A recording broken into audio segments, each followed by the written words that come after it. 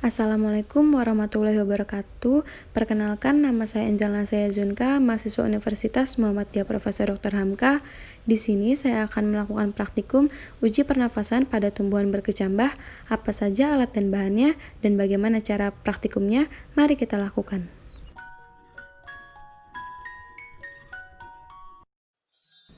Alat dan bahan praktikum.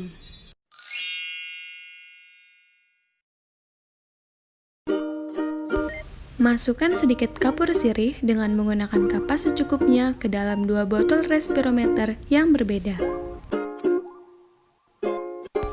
Masukkan 20 gram kacang hijau yang sedang berkecambah ke dalam botol respirometer yang berlabel A yang telah diberi kapas.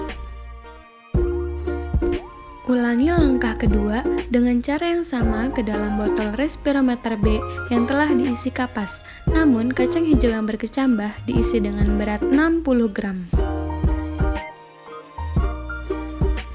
Lalu, tutup kedua botol respirometer dengan menggunakan plastisin yang sudah ditempel dengan sedotan sehingga tidak ada udara.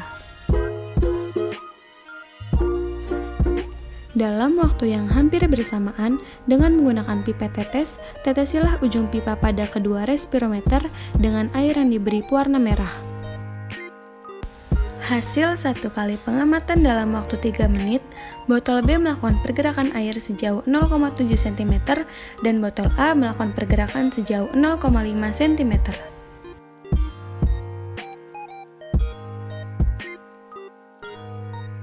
Hasil 2 kali pengamatan dalam waktu 6 menit, botol A melakukan pergerakan air sejauh 0,5 cm dan botol B sejauh 0,8 cm.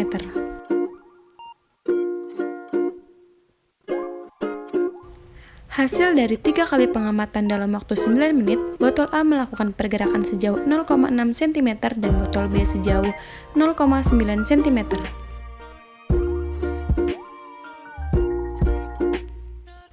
Kemudian, dari 4 kali pengamatan dalam waktu 12 menit, botol A melakukan pergerakan air sejauh 0,7 cm dan botol B 1 cm.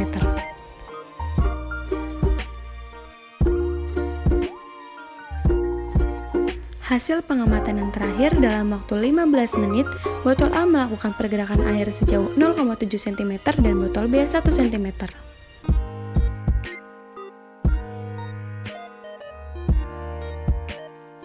Analisis data. Berdasarkan hasil pengamatan yang dilakukan dengan menguji pernafasan tumbuhan berkecambah menggunakan 2 botol yang berbeda dengan berat kecambah sebesar 20 gram dan 60 gram. Dengan begitu, pengamat menemukan perbedaan di antara kedua botol tersebut. Pada respirometer A dan B, skalanya menunjukkan kenaikan, namun dengan jumlah perbandingan pergerakan yang berbeda. Perbandingan skala pergerakan sama seperti yang sudah kita bahas di video sebelumnya. Mula-mula di pengamatan pertama dalam waktu 3 menit, botol A berada di posisi 0,5 cm dan botol B 0,7 cm dan terus mengalami pergerakan kenaikan hingga pada 5 kali pengamatan dalam waktu 15 menit, botol A berada di posisi 0,7 cm dan botol B berada di posisi 1 cm. Berdasarkan hasil data praktikum yang dilakukan, adanya beberapa faktor yang mempengaruhi laju respirasi pada tumbuhan berkecambah, antara lain yaitu tersedianya substrat pada tanaman merupakan hal yang penting dalam melakukan respirasi.